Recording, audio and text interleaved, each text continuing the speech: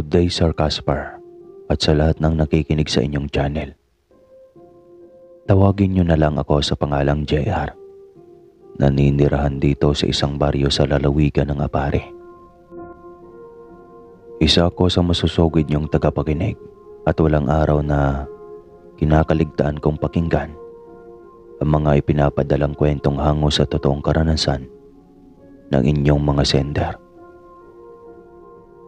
Dahil doon ay nainganyo akong ipadala sa inyong channel ang aking karanasan tungkol sa isang kababalagang hindi ko makalilimutan magpakailanman. Nangyari ang karanasan kong ito taong 1999. Na mga panahong ito, Sir Casper, ay nanunuluyan ako sa bahay ng kapatid ko sa lugar ng Kabisayaan. Nagtatrabaho ako bilang kargador sa isang palayan at kasama ko ang pinsan kong si Dendo. Isang beses, kasalukuyang naglalakad kami ng pinsan ko nang patakbong lumapit sa amin si Paring Berto. Mabuti na lamang at nakita ko kayo, kundi mag-isa na naman akong maglalakad papasok sa trabaho. Umahangos na wika sa amin ni Berto nang tuluyan na siyang makalapit. Bakit kasi babagal-bagal kang lumabas ng bahay niyo? Ayan tuloy, hindi ka nakakasabay sa amin. Nakangiting saad ko. Ngumisi naman si Berto at sinabing ganoon raw talaga kapag may asawa na. Tinatamad nang bumangon sa higaan, lalo na sa madaling araw. Sabay humagalpak ng tawa. Sira ulo ka talaga. Nakangising saad ko.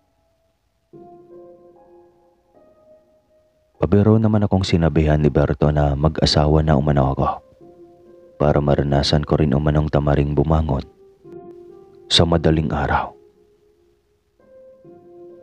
Kalokohan.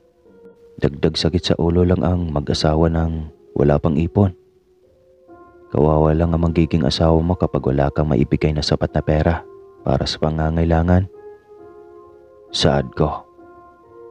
Sinabi niya namang piliin ko umano ang matamba at sanay sa hirap upang sa ganoon ay sa oras na nagigipit kami ay hindi iyon magrereklamo dahil sanay na sa hirap. Ang daming mo talagang alam na kalokohan, ano? Natatawa kong wika sa kanya. Abay, totoo naman eh. Hindi ba paring Dendo? Baling niya sa pinsan ko. Pabiro naman siyang binatukan at sinabihang huwag umano siyang idamay sa kalokohang nasa isip nito. Aray, minsan na nga lang ako magpapakampi sa'yo. Binara mo pa. Loko-loko. Tara na nga't bilisan na nating maglakad baka mahuli pa tayo sa trabaho. Dahil dyan sa kalokohang pinagsasabi mo. Ani pa ni Dendo at napailing-iling na lamang. Sa pagpapatuloy namin sa paglalakad ay wala naman kaming ginawa kundi ang magkwentuhan ng mga kalokohan. Hindi nauubusan ng kwento si Berto. Daig pa ang marites sa kanto dahil bawat kilos ng tao ay alam na alam niya. Sa kadaldala naming tatlo ay kamuntika na kaming lumagpas sa pinagtatrabahoan. Kung hindi pa sinabi ng pinsan kong nasa trabaho na kami ay hindi pa namin namamalayan. Natawa naman si Berto at nagwikang, kita mo na, sa kadaldalan nyo, hindi na tuloy natin namalayang kamuntika na tayong lumagpas sa pinagtatrabahoan natin. Yan ang sinasabi ko sa inyo eh. Tigil-tigilan yung kadaldalan nyo at baka kung saan pa tayo makakarating yan. Nagtawanan naman kami ng pinsan ko at nagsabing siya lamang itong madaldal sa aming tatlo. Kapag kaming dalawa ng pinsan ko ang naglalakad papasok sa trabaho, ay seryoso lang kami. Hindi nga kami halos nag-uusap. Sa maghapong iyon, Sir Casper, ay naging abala na kami sa pagtatrabaho. Dumating kasi ang amo naming lalaki at marami siyang mga inuutos na gagawing trabaho. Noon ngang kinahaponan ay tsaka pa lamang kami nakapag-usap ng pinsan ko. Tapos ka na bang mag-ayos ng gamit mo, pinsan? Tanong sa akin ng pinsan ko nang makalapit na siya, bit-bit ang mga gamit niya. Sinabi ko naman sa kanyang malapit akong matapos. Magliligpit na ako ng gamit. Hintayin niya lang ako saglit. Sige insan, bilisan mo lang magligpit para makauwi na agad tayo. Uwi ka pa ng pinsan ko. Tumangaw naman ako at agaran na ngang binilisan ang pagliligpit. Nang makatapos na nga akong magligpit ay sinabi ko na nga sa kanyang umuwi na kami. Habang naglalakad kami pa uwi ay muli na namang humabol sa amin si Berto para makisabay sa paglalakad. Teka, nakita niyo na ba yung bago nating kasamahan sa trabaho? Tanong ni Berto habang naglalakad kami. Bago? Mayroon ba? Bakit parang wala naman ako napapansin? Kunot noong tanong ko sa kanya. Napalatak naman siya at nagsabing mayroon na raw kaming bagong kasamahan. Palibhasa kasi hindi kayo marunong magmamasid-masid sa buong paligid. Kaya hindi nyo namamalayang may bagong pasok na trabahador si Busing eh. Hindi naman kasi kami katulad mong walang ibang ginawa, kundi ang magmatsyag kung ano ang nangyayari sa buong paligid. Para lang may maidaldal kapag wala nang ginagawa. Pabiraw ko pang wika sa kanya. Natawa naman siya at nagsabing ganoon raw talaga. Para saan ba umano ginagamit ang mga mata at bibig, kundi ang magmatsyag sa buong paligid at magdaldal. Mabuti at hindi ka nasasapak ng asawa mo dahil dyan sa kadaldalan mo. Kalalaki mong tao. Daig mo pa ang babae kong magbantay ng kilo sa mga taong nakakasalamuha mo. Sigundang wika ng pinsan ko't natatawa. Kahit na ganoon ang mga sinasabi namin kay Berto mga kaaswang, ay alam naming hindi siya kaagad-agad napipikon. Kaya nga sa lahat ng katrabaho namin ng pinsan ko ay tanging siya lamang ang naging malapit naming kaibigan. Bukod kasi sa napakadaldal niya ay mahilig pang magpatawa. Hindi siya nakakaboryong kasama dahil sa hindi siya nauubusan ng mga salitang ibabato at mga kalokohan. Noon ngang nakarating na kami sa bahay ni Berto ay nagpaalam na siya. Madadaanan kasi namin ang bahay na tinitirhan ni Berto bago kami makarating sa baryo namin. Makaraan naman ang ilang minuto ay nakauwi na kami sa bahay. Matapos kong magbalit ng damit ay nagpahinga na muna ako. Sa paglipas ng mga araw ay nakilala na namin ng pinsan ko ang sinasabi ni Berto na bagong kasamahan namin sa trabaho. Napag-alaman naming Alvin ang kanyang pangalan at medyo may kalayuan sa baryo namin ang lugar na kanyang tinitirhan. Tulad ni Berto ay madali ring pakibagayan at pakisamahan si Alvin. Palakwento siya at hindi nakakaboryong kasama. Panay rin ang pagkukwento niya tungkol sa lugar na tinitirhan niya. Kesyo maganda at maraming mga magagandang tanawin. At higit sa lahat ay maraming mga kadalagahan. Dahil sa may pagkababaero ang pinsan kong si Dendo, kung kaya't noong marinig niya ang sinabi ni Alvin tungkol sa mga kadalagahan, ay namilog na naman ang mga mata at parang asong nagkukumahog. Tanong pa siya ng tanong kay Alvin kung totoo ba talaga ang sinasabi nitong maraming mga kadalagahan ang makita sa baryo nito. Baka raw kasi nagbibiro lamang ito at pinapasakay lamang kami sa mga kunikwento. Oo nga, totoo nga ang sinasabi ko. Mukha ba akong nagbibiro? Nakangising wika pa ni Alvin nang minsang magkakwentuhan kaming tatlo. Hindi naman. Hindi lang talaga ako makapaniwalang totoong marami ang mga kadalagahan roon sa inyo. Wika pa ng pinsan ko. Teka, pwede ba kaming sumama sa iyo minsan sa bahay ninyo? Para naman makita namin ang mga dalagang sinasabi mo. Nakangising suwestyon pa ng pinsan ko Kaagad ko naman siyang sinaway at sinabihang maghulos dili siya dahil nakakahiya kay Alvin ang mga pinagsasabi niya. Mamaya ay ano pang sabihin nito sa amin. Bakit ba? Huwag mo nga pag-aalaman ng diskarte ko. Nakangising angal ni Dendo sa akin. Napapailing na lamang ako at natatawa sa kadahilan ng kahit kailan talaga ay napakabunak ng pinsan ko pagdating sa mga katalagahan. Walang problema, tol. Kung pupunta kayo sa amin, yun lang naman pala eh. Tugon ni Alvin. Ngumisi naman ang pagkalaki-laki ang pinsan ko matapos niyang marinig ang pagpayag ng kasamahan naming pumunta kami sa bahay nito. Makaraan nga ang 4 na araw ay inaya kami ni Alvin na pumunta sa bahay nila. May handaan raw kasing gaganapin at isa kami sa mga bisitang inaasahan ng kanyang pamilya. Teka, bakit naman aasahan kami ng pamilya mong dumalo sa inyo?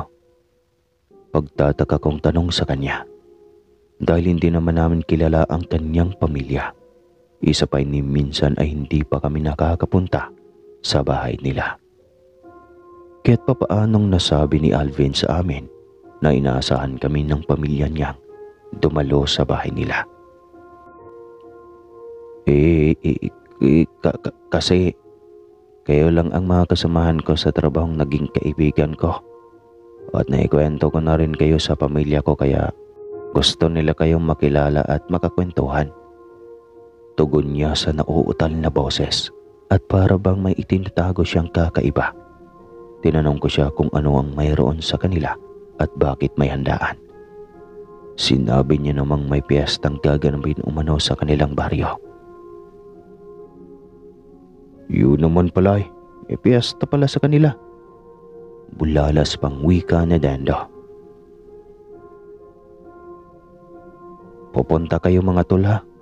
Asahan kong makadalo kayo.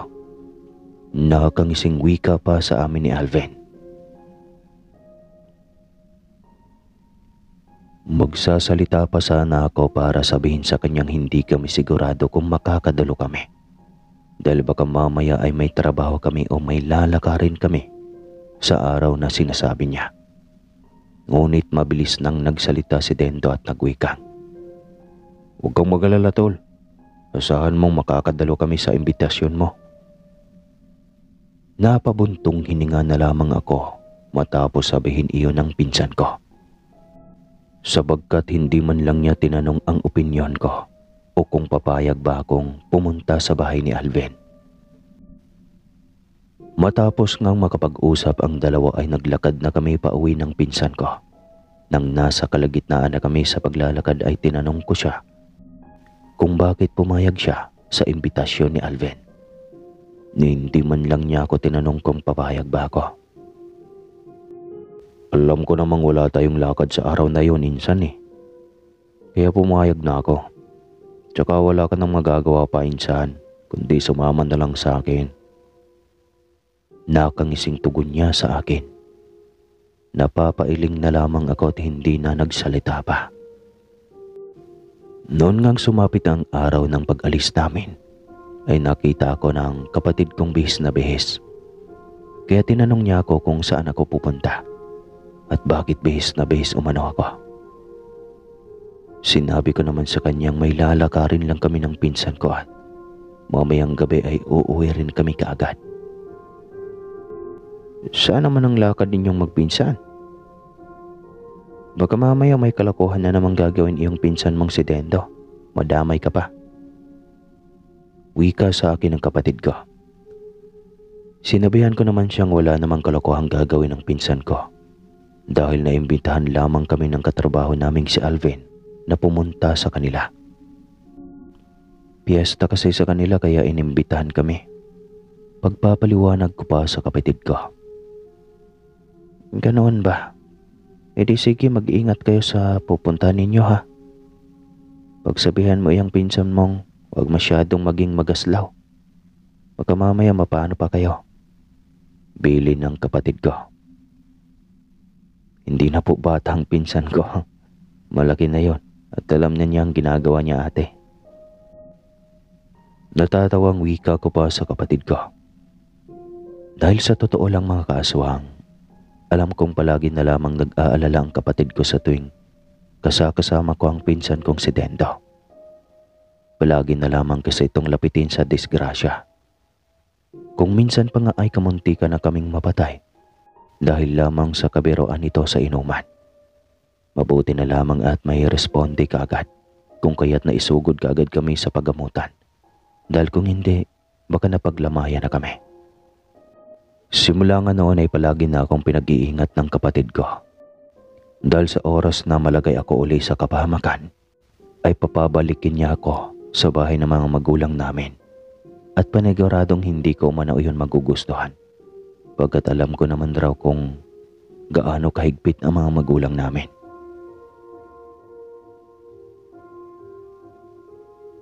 Simula nga ng kamuntikan kaming mapahamak ng pinsan ko ay ingat na akong makipag-inuman dahil baka mamaya ay may makainuman na naman kaming basagolero at hindi matansya ang biro ng pinsan ko.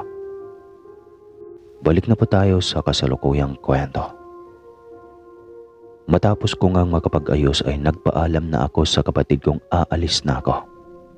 Dadaanan ko pa kasi si Dendo sa bahay niya para makaalis na kami. Bago pa man ako lumabas ng bahay ay binilinan ako ulit ng kapatid kong mag-ingat sa pupuntahan. Sa paglipas nga ng mga oras at lula na kami ng habal-habal ni Dendo, papunta sa baryong sinasabi ni Alvin na tinitirhan niya, ay napansin kong tila babalisa ang driver.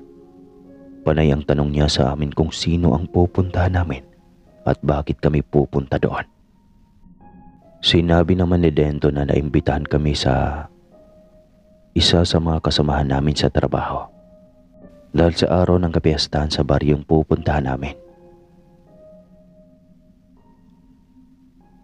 Pasensya na ha, pero matanong ko lang, hindi niyo ba alam na delikado ang lugar na pupuntahan ninyo?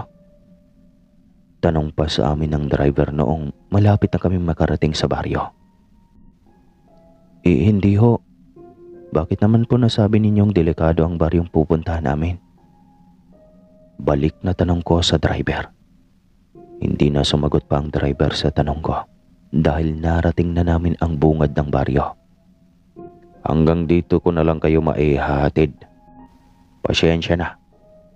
Magtanong-tanong na lang kayo sa looban kung saan banda ang bahay ng kasamahan nyo sa trabaho.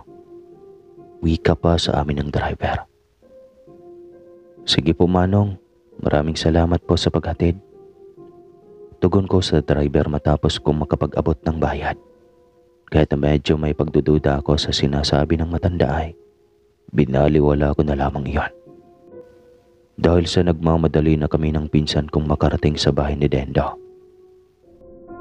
Pagkaalis ng driver, ay agaran na nga kaming naglakad papasok sa loob ng baryo.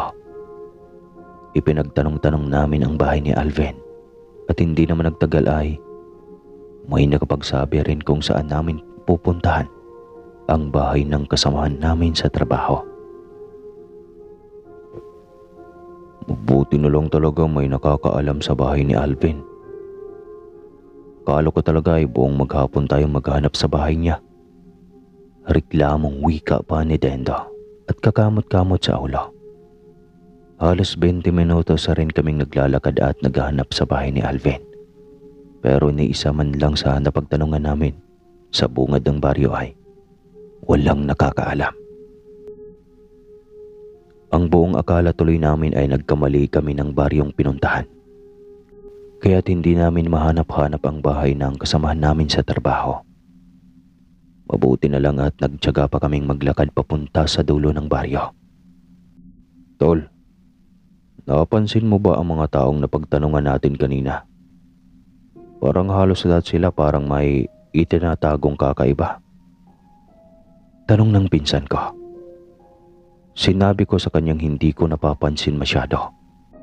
Naging abala kasi ako sa pagtanaw ng mga kabahayan at nagbabaka sakaling matanaw ko ang kasamahan naming si Alvin.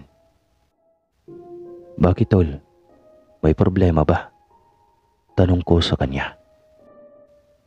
Kasi naman, Noong nagtanong ako kung nasaan ang bahay ni Alvin, abay halos ayaw magsalita ng iba. May iilan namang binabalaan tayong huwag nang pumunta sa bahay ni Alvin. Dahil hindi raw natin alam na delikado ang bahay na pupuntahan natin. Anya pa sa akin. Hindi ko alam kung bakit nasabi iyon ng mga taong napagtanungan natin. Basta, parang may kakaiba talaga. Kunot noong turan pa ni Dendo. Sinabi ko na lang sa kanyang hayaan na lamang ang mga iyon at huwag nang pansinin. Hindi naglaon ay natanong na nga namin ang bahay ni Alvin. Sa pagpapatuloy ng aming paglalakad, ay napansin kong matiim na nakatitig sa amin ang isang babaeng malapit sa pintuan ng bahay ni Alvin. Buhagag ang buhok nito at kung tumitig sa amin ay parang may nagawa kaming malaking pagkakamali. Nakaramdam ako ng kaba habang papalapit kami sa babae. Ngunit napawi lamang iyon nang makita naming muli sa pintuan ay iniluwa ang kasamahan namin sa trabahong si Alvin. Malaki ang pagkakangisi nitong nagmadaling lumabas ng bahay at lumapit sa amin. Pasensya ka na tol, medyo natagalan kami. Ang hirap kasing hanapin itong bahay mo eh. Panimulang wika ng pinsan ko. Dagdag niya pang wika, halos lahat na yata ng taong napagtanungan namin ay hindi alam ang bahay. Humingi naman ng pasyensya si Alvin dahil hindi niya nasabi sa amin ang eksaktong kinaroroonan ng bahay niya.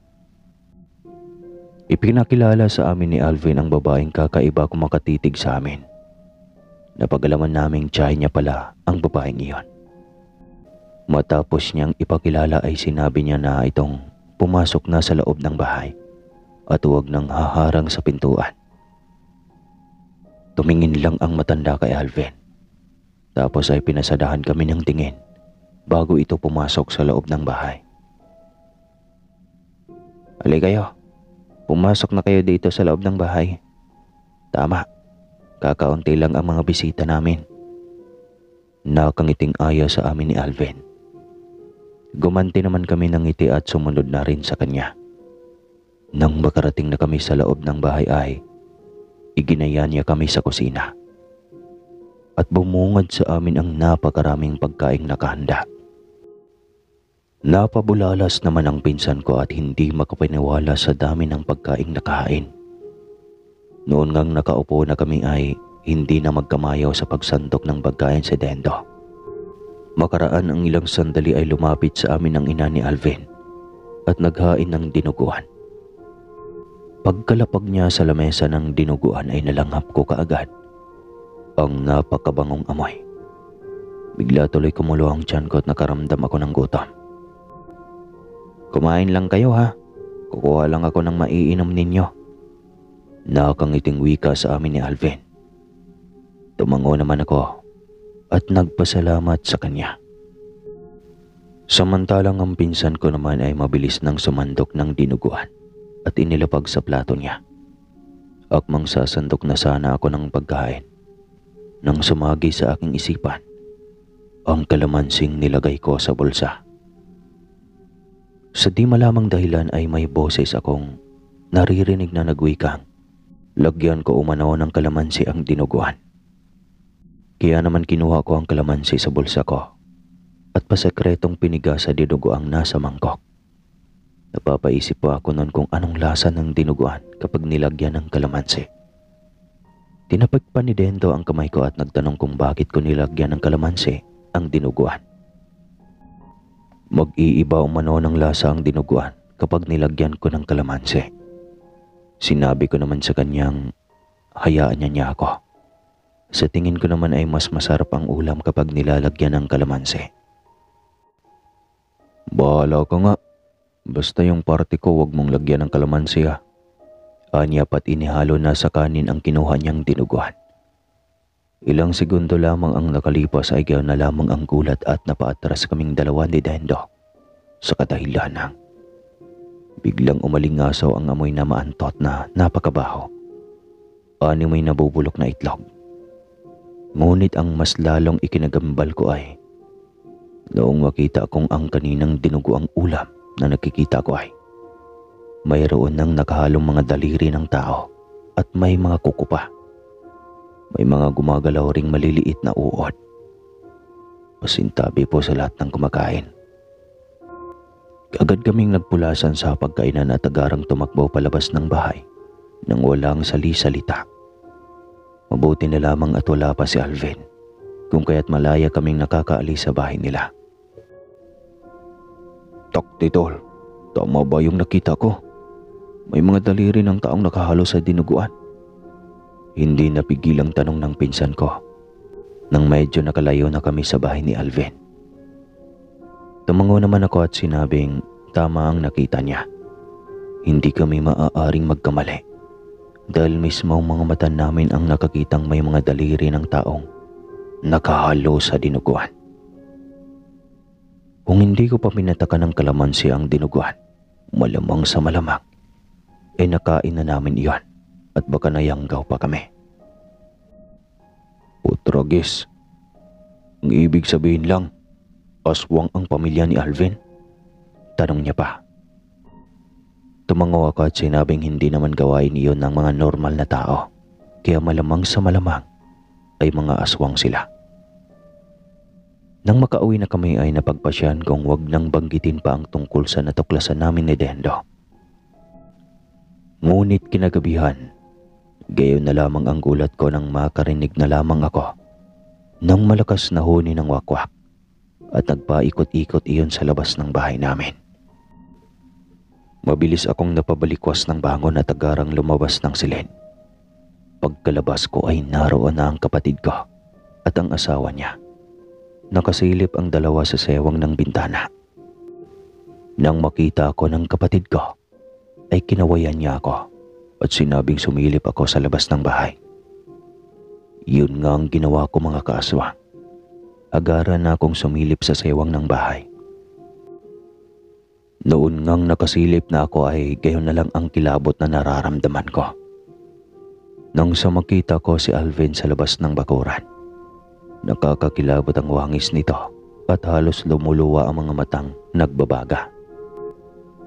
May nakita rin akong kakaibang ibon ang nagpaikot-ikot at sa palagay ko ay doon ang gagaling ang huni ng wakwak na naririnig ko. Napasambit pa ako sa aking isipan kung ano ang ginagawa ni Alvin sa labas ng bakuran namin sa 10 oras ng gabi. Narinig kong nagwika si Kuya Rodolfo, ang asawa ng kapatid ko. Nasamahan ko umano siyang lumabas ng bahay upang hindi aalis ang animal na yon hanggat hindi bibigyan ng leksyon. Kaagad na kinuha ni Kuya Rodolfo ang itak at inabot sa akin ang yantok. Bagapan ko raw siya sa oras na susugod na siya sa nilalang. Tumango naman ako at sumunod na nga sa kanya. Noong binuksan na namin ang pintuan ay sandaling hinanap ng mga mata ko si Alvin. Dahil sa bigla na lamang nawala iyon sa kinatatayuan kanina. Sa halip ay isang dambuhalang nilalang ang nakatayo roon. Magtatanong pa sana ako nang sa walang ano-ano'y bigla na lamang sumugod ang nilalang at akmang dudubungin ako. Mabuti na lamang at mabilis na hinataw ni Kuya Rodolfo ng itak ang nilalang na iyon. Kaya naman agarang umiwas ito at umatras.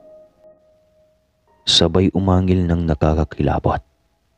Nang makita naming natatakot na sumugod ang aswang sa amin ay hindi na kami nagsayang pa ng oras. Mabilis nang inaangat ni Kuya Rodolfo ang itak at walang habas na pinagtatataga ang aswang. Pinagpapalaw ko naman ang nilalang gamit ang yantok na binigay niya sa akin. Nang masiguro naming napuruhan na ang aswang ay tsaka pa lamang namin tinigilan. Ngunit bago pa man kami makakilos ay mabilis nang kumaripas ng takbo ang nilalang at tumakas iyon. Sumunod naman sa aswang ang ibong nakakapanghilakbot pakinggan. Inaya na ako ni Kuya Rodolfo na pumasok na dahil baka mamaya ay babalik ang nilalang para rumesbak. Pagkapasok namin sa loob ng bahay ay doon ko pa lamang ikwento sa kanila ang naranasan namin sa bahay ng kasamahan namin sa trabaho. Napalatak naman ang kapatid ko at nagsabing, marahil ay naalarma ang pamilya ng mga aswang na baka ikalat ko o ikalat namin ng pinsan ko ang itinatago nilang sekreto. Kung kaya't sinugod ako sa bahay. Kinabukasan naman ay nalaman ko sa pinsan kong sinugod rin ang bahay nila ng aswang. At nakita umano ng pinsan ko ang ina ni Alvin na nakatayo lamang sa may bakuran habang humuhuni nang nakakakilabot. Simula nga noon mga kaaswang ay hindi na pumasok si Alvin. Hindi na rin kami naglakas ng loob ng pinsan kong puntahan sa bahay nito dahil natatakot kaming baka mamaya ay hindi na kami makakauwi pa ng buhay dahil lamang sa natuklasan namin sa pamamagitan ng kalamansi sa dinuguans. Dito ko natatapusin ang aking kwento mga kaswang. Maraming salamat sa lahat ng nakikinig. Ugalayin po nating magkape palagi kahit bawal sa inyong magkape. Magandang araw po o gabi sa inyo. May susunod pa na istorya.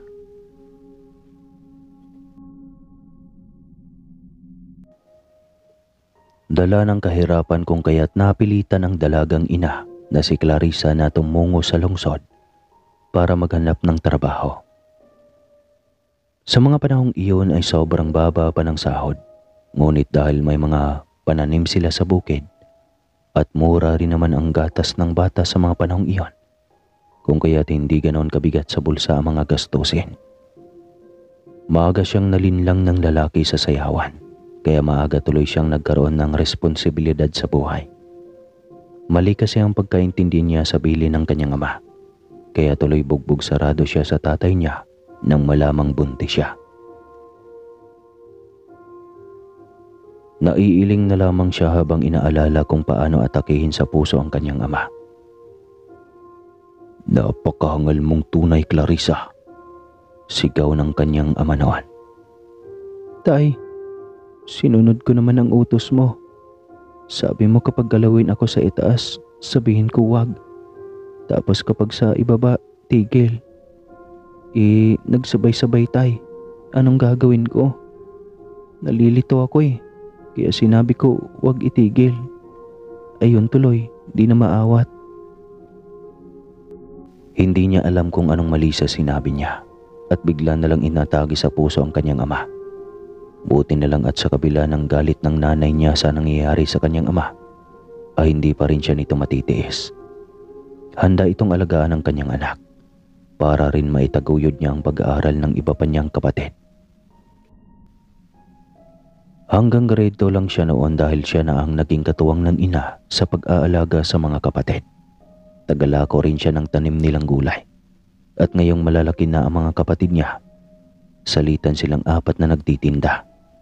Minsan tigdadalawa, minsan sama-sama. At ngayong tutungo na siya ng syudad, ang 3 kapatid na lang niya ang magiging alalay ng kanilang ina sa bukid man o sa pamamahay. Pagiging yaya ang pinasok niyang trabaho. Ang batang aalagaan niya ay anak ng mag-asawang negosyante na tiyak ay bagong kasal lang.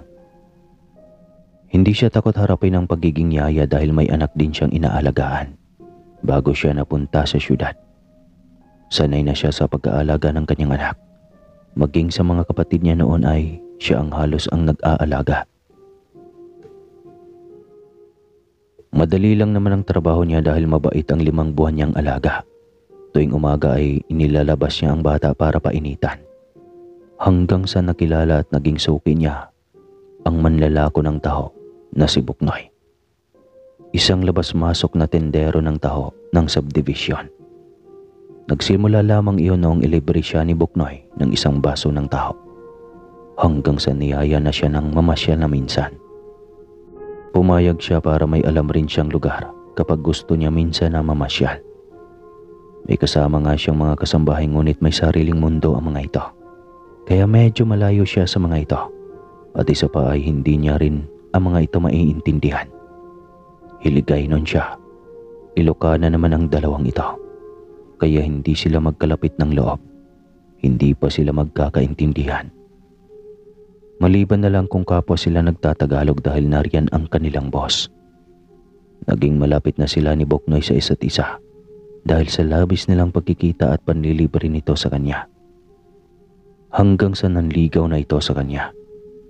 Pinakita nitong seryoso ito sa kanya at dahil isa siyang dalagang ina, atubili siyang magtapat ng tunay na katauhan dito.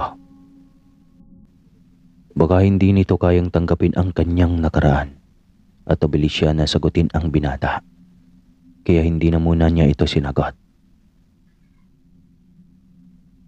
Kaya ko namang maghintay, Clarissa, kung kailan ka lang sigurado.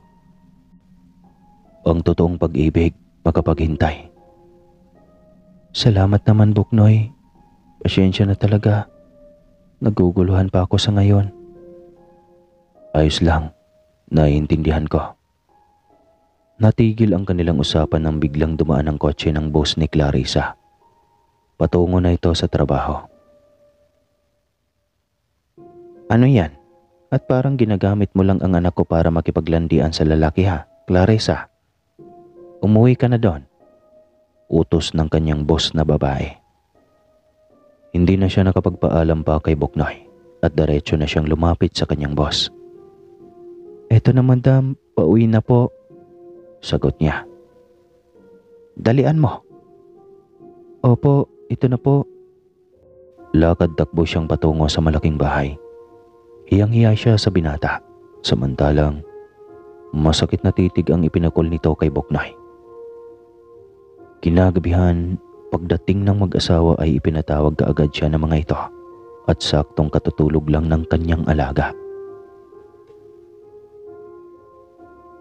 Kabado siyang lumapit sa kanyang mga boss na noon ay seryosong nakatingin sa kanya habang papalapit siya sa mga ito. Nobyo mo ba ang lalaking iyon? Tanong ng ate Clara niya. Hindi po ate, nanliligaw lang po. Maagap na sagot niya.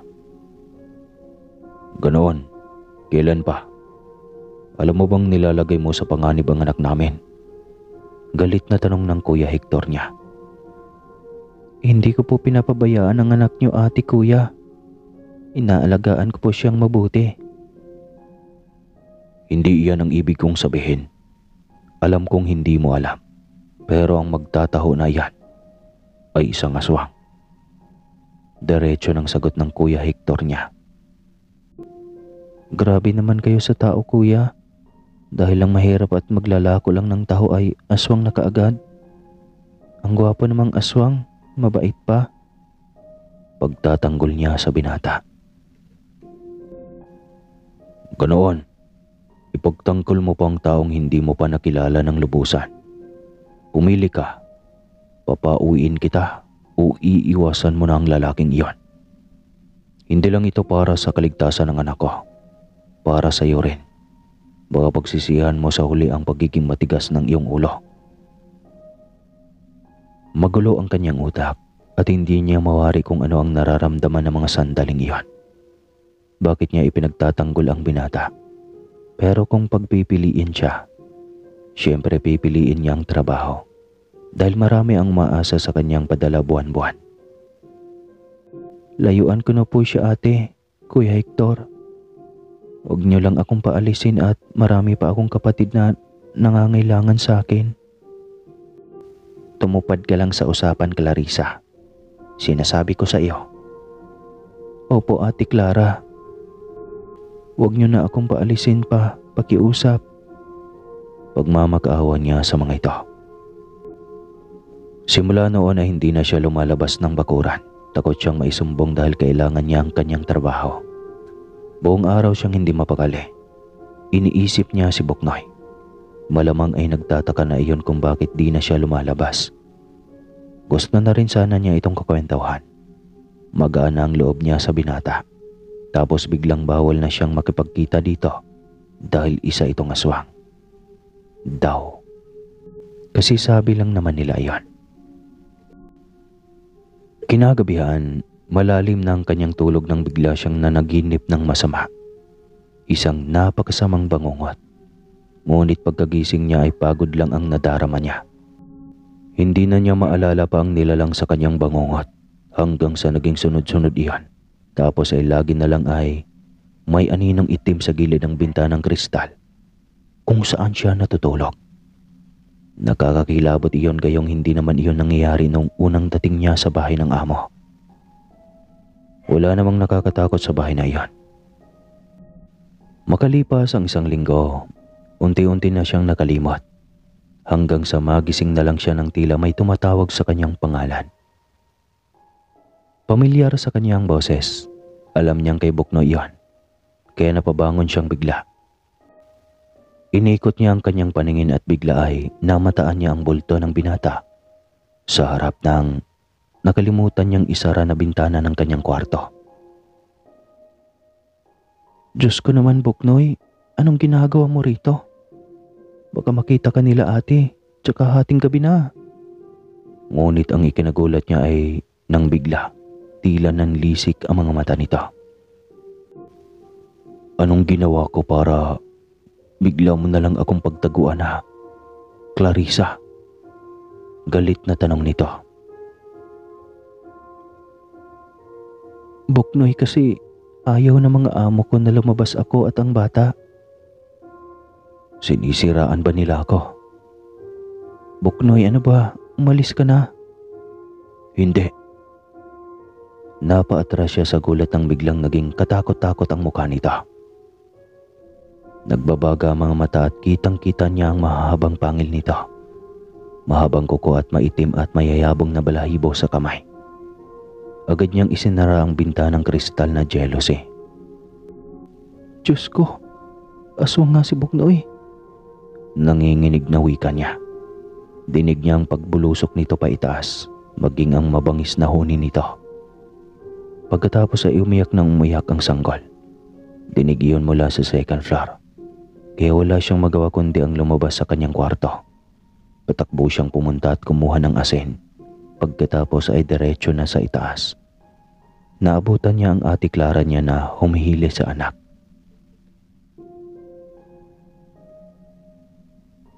Agad siyang lumapit sa bata at nilagyan ng laway ang asin at pinakros sa tiyan ng bata. Napatingala siya sa bubong kung saan ay parot parito ang nilalang. Alam niyang si Buknoy iyon. Anong ginagawa mo, Clarissa? Tanong ng ate Clara niya. Hayaan mo lang po ako, ate. Sumpa iyan sa orasyon ng aswang. Tinignan lang siya nito at hindi na umimik. Napatingala rin ito sa taas. Ingay na lang nang nagwawalang tiktik ang naririnig sa ibabaw ng bubong. Dahil tahimik na ang bata at mahimbing na muli ang tulog nito. Matagal bago nawala ang boses ng tiktik at nang masigurong wala na ito, ay tsaka lang siya bumaba ng kanyang kwarto. Hindi siya makatulog. Alam niyang si Buknoy rin ang duda ng kanyang amo sa namimerwisyong nilalang. Ayaw lang nitong sabihin. Ayaw rin niyang ikwento rito na nakita niya sa akto at napatunayan na aswang talaga ang binatang magtataho. Akala niya ay sunod-sunod na ang pamimerwisyo nito, ngunit hindi rin naman pala. Hanggang sa sumapit ng araw iyon ng linggo at araw din ng pahinga niya. Tamad sana siyang lumabas kaso ay kailangan niyang magpadala ng pera. Isasabay niyang ipapadala niyang pera sa kanyang pinsan, kaya kailangan nilang magkita. Hindi rin siya nagtagal at bumalik din kaagad, ngunit sinadya yata siyang abangan ni Buknoy sa paradahan ng jeep. Anong ginagawa mo rito, Buknoy? Tanong niya sa binata. Bakit mo ba ako nilalayuan? Dahil sinabi nila ang pagkatao ko. Pinakita ko na sa iyo para wala na akong maitatago pa sa iyo. Ano na, Clarissa? Hindi ba ako kamahal-mahal? Buknoy, aalis na ako. Hinawakan siya nito sa kamay at banayad na hinila pabalik. Clarissa, parang awa mo na. Sagutin mo na ako. Matagal na akong nanligaw sa iyo at alam ko na mahal mo rin ako. Di ba mahal mo rin ako? Nakikita ko yon. Hindi, ayaw ko. Aswang ka, Buknoy. Ayaw ko sa kagaya mo. Natahimik si Buknoy. Galit na tinitigan siya nito. Mabuti na lang at maraming tao sa paligid, kaya malakas ang kanyang loob. Wala rin namang may nakakarinig sa kanila dahil nakadistansya pa rin sila sa mga tao sa paligid. Kitang-kita niya ang galit sa mga mata nito. Nanlilisik at nagbabaga na tili ba ay gustong-gusto siya nitong sugurin. Ngunit sa dami ng tao na nakapaligid ay wala itong magawa. Bakit? Dahil ba aswang wala ng karapatan na mahalin? Minahal kita ng totoo. Umasa akong mahalin mo rin ako kagaya ng pagmamahal ko sa iyo. Nagsinungaling ka rin sa akin, Buknoy. Hindi mo sinabi na isa kang aswang. Ayoko ngang magmahal ng kagaya mo.